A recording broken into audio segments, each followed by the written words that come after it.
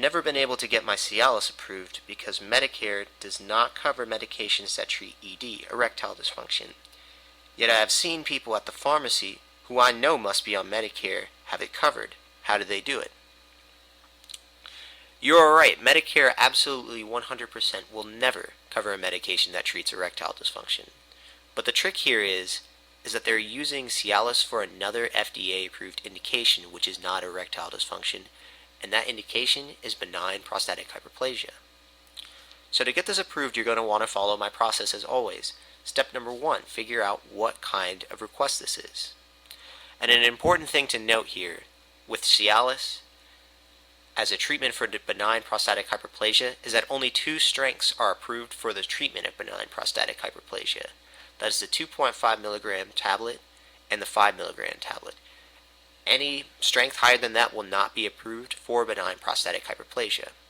So after you look up the 2.5 or 5 milligram tablet, you look to see, number 1, what kind of request it is. So here I'm at Cialis 5 milligrams. I can see that it has a prior authorization, so it will be rejecting for prior authorization. Step number 2, figure out what the criteria is. I click on this, required medical information, statement of FDA approved indication used once daily for the treatment of the signs and symptoms of benign prostatic hyperplasia, BPH. So in order to get this approved, all I need to do is write that it's being used for BPH on there. That's it. There is no medical documentation or anything like that. All they need to see are the 3 letters B, P, and H. You can also see up here the exclusion criteria, use in females, diagnosis of erectile dysfunction only. You can put erectile dysfunction on there as long as it's next to BPH. As long as BPH is on there anywhere, it'll be approved. Also, a side note here, notice that this is in a tier 4.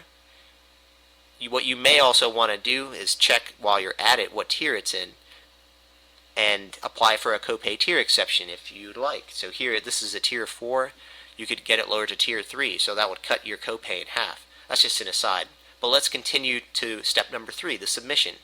In the final step, we just got to gather all the information to submit to the insurance company. The drug name, Cialis. Drug strength, either the 2.5 or 5 milligram tablets. Drug quantity, 30. Drug frequency, 1 daily.